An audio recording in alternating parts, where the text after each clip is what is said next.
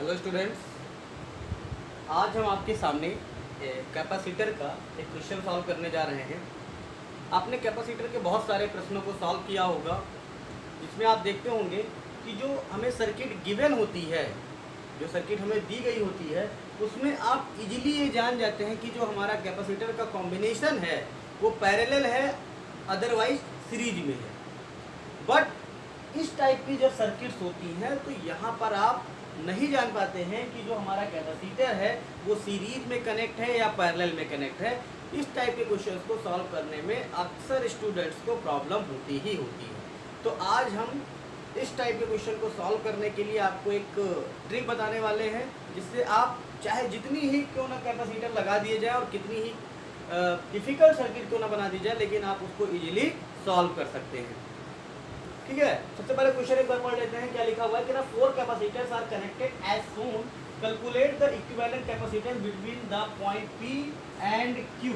तो कह रहा है कि यहाँ पर 4 कैपेसिटर्स लगे हुए हैं, 1 2 3 एंड 4। ये 4 कैपेसिटर्स आपके दो टर्मिनल्स हैं P एंड Q के बीच में लगाए गए हैं। इनका हमें इक्विवेलेंट कैपेसिटेंस फाइंड करना है ना। जैसे इससे पहले आपने डेरिवेशन पढ़ रखा होगा सीरीज और पैरेलल का। तो आपने कोई भी अगर दो कैपेसिटर है वो अगर सीरीज में कनेक्ट हैं तो उनका इक्विवेलेंट कैपेसिटेंस का फार्मूला पढ़ा होगा। अगर कोई भी दो कैपेसिटर है अगर पैरेलली कनेक्ट हैं तो उसका इक्विवेलेंट कैपेसिटेंस क्या होगा, उसका भी आपने फार्मूला पढ़ रखा होगा। बट यहाँ पे ना तो ये आपको सीरीज में दिख रहा है और ना ही ये आपको पैरेलल में दिख रहा है। तो इस सर्किट को कैसे सॉल्व करेंगे? सबसे पहले हम क्या करते हैं, इस सर्किट को अपने सीरीज और पैरेलल फॉर्म में ऐसे इसको चेंज करेंगे कि हमें सीरीज और पैरेलल फॉर्म में दिखने लगे। हम करते क्या है, इस टाइप के सर्किट्स को सॉल्व करने के लिए सबसे पहले हम देखते हैं कि यहाँ पर P पॉइंट है और P पॉइंट से आगे जैसे ही बढ़ते हैं हमें अगला जंक्शन पॉइंट मिलता है। अगले जंक्शन पॉइंट से देखिए तो ये यहाँ पर इसको कनेक्ट किया गया है इस जंक्शन पॉइंट से, और इन दोनों जंक्शन पॉइंट के बीच में दो कैपेसिटर आपके लगे हुए हैं। अगर आप क्लियरली यहाँ से देखें तो इन दोनों जंक्शन पॉइंट के बीच में दो कैपेसिटर आ रहे हैं। अब हम अगला देखते हैं कि नीचे जो अगला हमारा थर्ड जंक्शन पॉइंट है, आगे अगर आप जाएंगे तो देखेंगे इस जंक्शन पॉइंट्स को यहाँ से कनेक्ट किया गया है और इन दोनों पॉइंट्स के बीच में भी दो कैपेसिटर आपका लगा हुआ है, और उसके बाद इन दोनों पॉइंट्स के बीच में आपका एक कैपेसिटर लगा हुआ है। तो इस तरह आप देख रहे हैं कई सारे जंक्शन पॉइंट्स हैं, उनके बीच में कैपेसिटर लगे हुए हैं। अब हम करते क्या हैं, जो हमारा P पॉइंट है अगर आप देखें तो जो P पॉइंट का पोटेंशियल होगा, ये वायर यहीं से कनेक्ट है, ये जो कनेक्शन है इसी से सेम है, तो इस पॉइंट का कनेक्शन भी क्या होगा, इस पॉइंट का जो पोटेंशियल होगा वो भी क्या होगा, P ही होगा। और फिर से अगर आप फर्दर देखें तो ये कनेक्शन यहाँ पर गया है, ये यहाँ पे आया, तो इस पॉइंट का भी पोटेंशियल क्या होगा, अगर इस पॉइंट का पोटेंशियल P है और ये पॉइंट आपका थ्रू यहाँ तक कनेक्ट है तो इस पॉइंट का भी पोटेंशियल क्या होगा, हमारा P ही होगा। यही बात समझने वाली है। अगर आप ये समझ गए कि अगर ये P है, इसके थ्रू ये यहाँ तक कनेक्ट है, तो इसके पूरे वायर में जो पोटेंशियल होगा वो भी क्या होगा, P होगा। तो यहाँ पे हमने इसका पोटेंशियल, इस पॉइंट को क्या नाम दे दिया, P नाम दे दिया।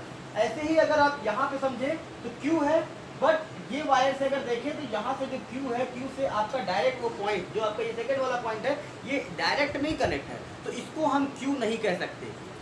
क्यों? क्योंकि इसके बीच में एक कैपेसिटर आ रहा है। देखिए यहाँ पर देखिए इस P पॉइंट से इस पॉइंट के बीच में कोई भी लोड नहीं लगा है, ना कोई रेजिस्टेंस लगा है, ना कोई कैपेसिटर लगा है, यानी वो वायर जो है वो यहाँ से यहाँ तक आपका कंटिन्यू है। इसलिए जो पोटेंशियल P होगा वो यहाँ से यहाँ तक, जो P पॉइंट पे पोटेंशियल होगा वो यहाँ भी यही पोटेंशियल होगा, इसलिए इस पॉइंट को मैंने P मान लिया है। इस पॉइंट पे पोटेंशियल कुछ नहीं है, इस यहाँ पे हमें पोटेंशियल Q से नहीं है, इसको हम नया नाम दे देते हैं। इस पॉइंट को हमने मान लिया R है। ये पॉइंट हमारा क्या है, इस पॉइंट को मैंने मान लिया है, ये हमारा पॉइंट क्या है, R है। तो अगर ये वाला पॉइंट हमारा R है तो अगर आप यहाँ देखें तो ये वापस से यहाँ से कनेक्ट है, इसके बीच में कोई भी लोड नहीं लगा है। तो अगर ये वाला पॉइंट हमारा R है तो इस पॉइंट को हम क्या बोलेंगे, बताइए, इस पॉइंट को हम क्या बोलेंगे, R बोलेंगे। बिल्कुल सही, आप जो कह रहे हैं पॉइंट को क्या बोलेंगे, R। जैसे आपने इस पॉइंट को P कहा तो इस पॉइंट को भी P कहा हमने, तो अगर ये R है तो ये वाला पॉइंट भी हमारा क्या होगा, R होगा। बस इसी सर्किट को अब हम रीड्रॉ करेंगे। कैसे ड्रॉ करेंगे वो आप देखिए। हम करने क्या जा रहे हैं, सबसे पहले हम क्या करते हैं, P और R ये दो पॉइंट कंसीडर कर लेते हैं। एक हमने P टर्मिनल ले लिया, एक हमने R टर्मिनल ले लिया।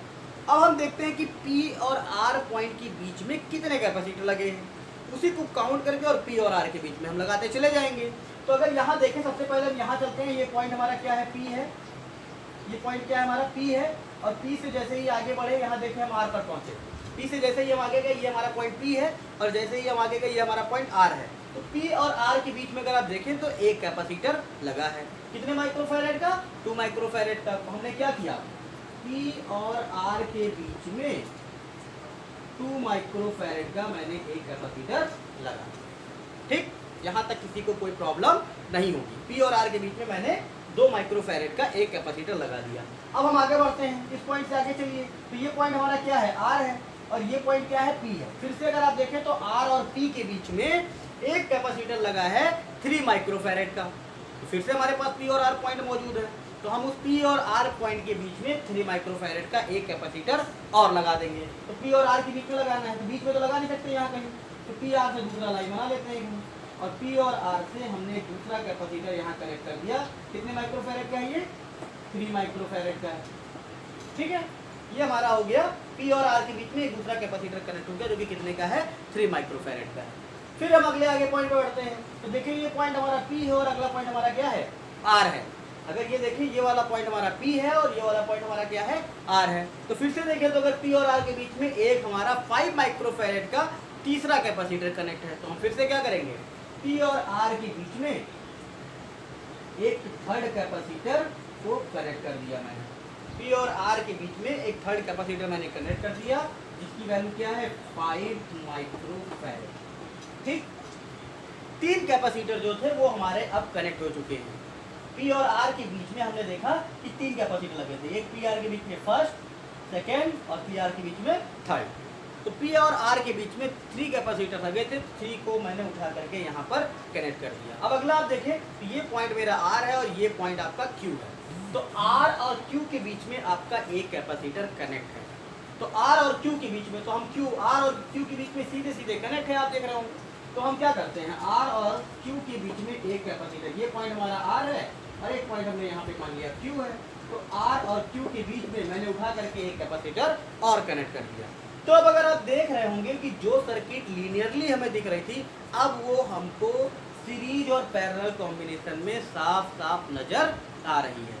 अब इस सर्किट को आप इजीली सॉल्व कर सकते हैं बिना किसी प्रॉब्लम के। हमें नहीं लगता कि अब कोई बच्चा इसको सॉल्व नहीं कर पाएगा। अगर इसमें आप देख रहे होंगे तो ये जो तीनों कैपेसिटर है, 3 माइक्रोफैरेड का, 2 माइक्रोफैरेड का और 5 माइक्रोफैरेड का, ये आपको पैरेलल कनेक्शन नजर आ रहा होगा। क्यों पैरेलल है, क्योंकि P और R से सारे के सारे कैपेसिटर कॉमन जुड़े हुए हैं। सबकी पहली प्लेट P से जुड़ी हुई है और सारे के सारे की जो सेकंड प्लेट है वो मेरी R से जुड़ी हुई है। तो अब आपको नजर आ रहा होगा कि ये हमारा पैरेलल कॉम्बिनेशन है। और यहाँ से अगर आप देखें, जो इसका इक्विवेलेंट कैपेसिटर निकालेंगे तो ये सिंगल कैपेसिटर से रिप्लेस। तो यहाँ पर हमने क्या बताया आपको कि इन तीनों में जो आपके पैरेलल कनेक्ट है, इसका इक्विवेलेंट कैपेसिटेंस मान लिया C डैश है। इसका इक्विवेलेंट कैपेसिटेंस क्या मान लिया, C डैश है। इस C डैश को आप जो पैरेलल कॉम्बिनेशन का फार्मूला है उससे इसकी इक्विवेलेंट कैपेसिटेंस को हम कैलकुलेट कर लेते हैं। तो C डैश का फार्मूला होता है C dash is equal to C1 plus C2 plus C3। जिसकी वैल्यू यहाँ पे रखा मैंने, इसको सॉल्व किया तो C डैश की वैल्यू क्या आई, 10 माइक्रोफैरेड आई। C डैश की वैल्यू क्या आई, 10 माइक्रोफैरेड आ गई। अब यहाँ पे इस तीनों को चाहे तो हम सिंगल कैपेसिटर से अगर रिप्लेस कर दें तो C डैश और प्लस, अगर आप देखें C डैश और जो 10 माइक्रोफैरेड है ये दोनों हमारे सीधे सीधे कनेक्ट है। यानी इन तीनों को उठा करके मैंने C डैश से सिंगल रिप्लेस कर दिया, उसके बाद 10 माइक्रोफैरेड आपका इसके बीच में कनेक्ट था, मैंने इसको कनेक्ट कर दिया। तो ये दोनों आपको साफ साफ दिख रहे होंगे कि ये हमारे सीरीज कनेक्शन में है, यानी सीरीज कॉम्बिनेशन में है। तो हमने क्या किया, मान लिया C डैश और जो 10 माइक्रोफैरेड है जिसका इक्विवेलेंट कैपेसिटेंस क्या है, C माना है। तो यहाँ पे अगर देखें तो हमने सीरीज का फार्मूला लगाया। सीरीज कॉम्बिनेशन में आपको पता है कि फार्मूला क्या होता है, 1/C is equal to 1/C1 plus 1/C2 plus dot dot dot. अगर n कैपेसिटर्स लगे हों, जितने भी लगे हों, सबका अपोजिट करके हम सम कर देते हैं। तो यहाँ पर अगर देखें तो क्या था, 1/C डैश प्लस 1/10, इसकी वैल्यू हमने कितनी निकाली है, 10 निकाली है। तो 1/10 प्लस 1/10, इसको सॉल्व किया। तो सॉल्व करने के बाद जो फाइनली इसकी कैपेसिटर की वैल्यू आती है, वो कैपेसिटेंस की वैल्यू आती है, वो क्या आती है, 5 माइक्रोफैरेड। यानी कि इससे क्या निकल के आता है कि जो यहाँ पर 4 कैपेसिटर्स हमने लगा रखे थे, इन 4 कैपेसिटर्स का जो रिजल्टेंट कैपेसिटेंस होगा उसकी वैल्यू क्या होगी, 5 माइक्रोफैरड होगी। हम चाहें तो इन चारों के प्लेस पे एक 5 माइक्रोफैरड का सिंगल कैपेसिटर अगर हम लगा दें तो उसकी कैपेसिटेंस वही होगी जो इन चारों के कंबाइन इफेक्ट से है, यानी इनके चारों के कॉम्बिनेशन से जो कैपेसिटेंस होगी इनकी, वही हमें यहाँ सिंगल एक कैपेसिटर अगर हम 5 माइक्रोफैरड का यूज कर रहे हैं तो भी उसकी इसकी कैपेसिटेंस उतनी होगी। तो ये यहाँ पे आपका था, चाहे जितनी भी टिपिकल सर्किट हो जिसको आप इस तरह सीरीज और पैरेलल कॉम्बिनेशन में चेंज करके इजीली सॉल्व कर सकते हैं। ठीक है, अगर आपको इस क्वेश्चन में कोई प्रॉब्लम है, नहीं समझ में आया, तो आप कमेंट में हमसे पूछ सकते हैं। Thank you.